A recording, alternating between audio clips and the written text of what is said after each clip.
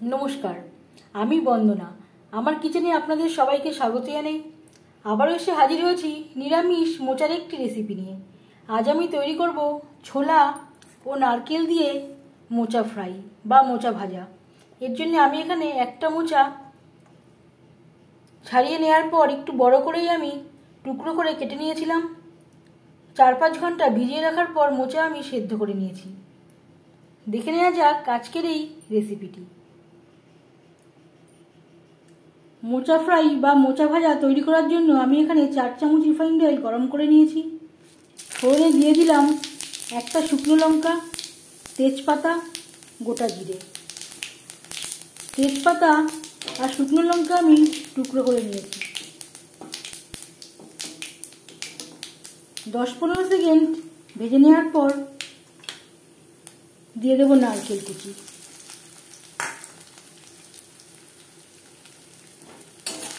এই রান্নাতে আমি আর আদা ও রসুন পেঁয়াজের ব্যবহার করছি না।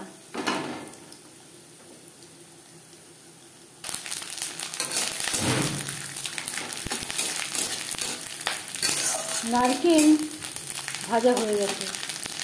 এই পর্যায়ে দিয়ে দেবো ছোলা। ছোলা আমি পরিষ্কার করে ধুয়ে নেওয়ার পর 4-5 ঘন্টা ভিজিয়ে রেখেছিলাম।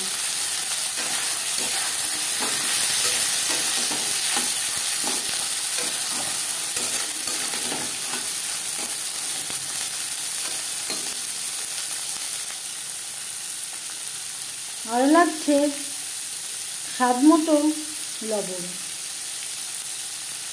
পরিমাণ মতো হলুদের গুঁড়ো। গ্যাসের ফ্লেমটাকে লোতে করে দেব। ছোলা একটু সেদ্ধ হতে একটু সময় দেব, 4-5 মিনিট, যেহেতু ছোলা আমার সেদ্ধ করে না।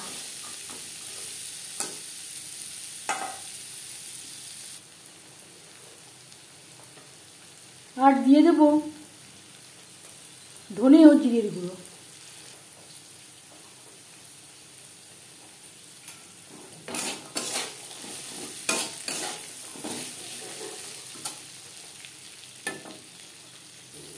গুঁড়ো মশলা অ্যাড করেছি। মশলা যাতে পুড়ে না যায় দিয়ে দিলাম ছোলা ভেজানো জল।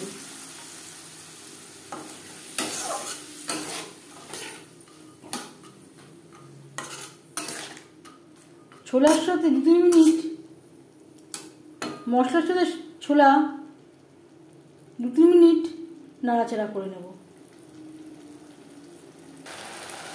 ছোলা প্রায় সেদ্ধ হয়ে গেছে। এই পর্যায়ে দিয়ে দেব মোচা। মোচা আমি আজকে ম্যাশ করে নিলাম না, আপনারা চাইলে ম্যাশ করে নিতে পারেন বা আধা ভাঙাও করে নিতে পারেন।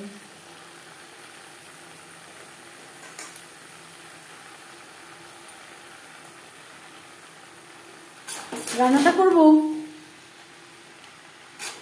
হাই টু মিডিয়াম ফ্লেমে, যেহেতু ভাজা।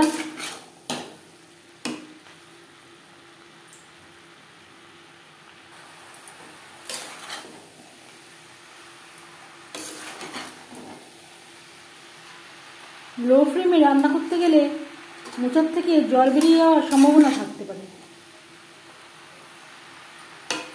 হাই টু মিডিয়াম ফ্লেমে 4-5 মিনিট মশলা ও ছোলার সাথে মোচা নাড়াচাড়া করে নেব। 4-5 মিনিট হাই টু মিডিয়াম ফ্লেমে নাড়াচাড়া করে নেওয়ার পর এবার যাচ্ছি ফাইনাল স্টেপে। সবশেষে দিয়ে দেব সুগার পাউডার। আমার কাছে তৈরি করা ছিল তাই আমি ব্যবহার করছি। এর পরিবর্তে আপনারা দানা চিনিও ব্যবহার করতে পারেন। মোচার সাথে বেশ ভালো করে মিক্সড করে দেব। 3-4টে কাঁচা লঙ্কা, 1 চামচের 3 ভাগের 1 ভাগ গরম মশলা পাউডার। আমি আর ঘির ব্যবহার করলাম না, আপনারা চাইলে ঘির ব্যবহারও করতে পারেন। গরম মশলা পাউডার, চেরা কাঁচা লঙ্কা মোচার সাথে বেশ ভালো করে মিক্সড করে দেবো। 1 মিনিট নাড়াচাড়া করে নেওয়ার পর গ্যাসের ফ্লেমটা অফ করে দেবো।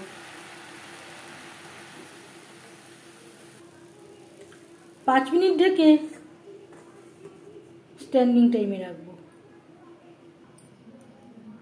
নিরামিষ মোচা রেসিপিটি কেমন লাগলো অবশ্যই জানাবেন কমেন্টের মাধ্যমে। যদি এই রেসিপিটি ভালো লেগে থাকে লাইক করবেন, শেয়ার করবেন, সাবস্ক্রাইব করবেন আমার চ্যানেলটিকে, বেল আইকনটা ক্লিক করে দেবেন। যখন আমি নতুন ভিডিও আপলোড দেব তার নোটিফিকেশান সবার আগে আপনার কাছে পৌঁছে যাবে। আপনারা সবাই অনেক অনেক ভালো থাকবেন। এই রেসিপিটি সার্ভ করতে পারেন গরম গরম ভাতের সাথে বা ডালের সাথে।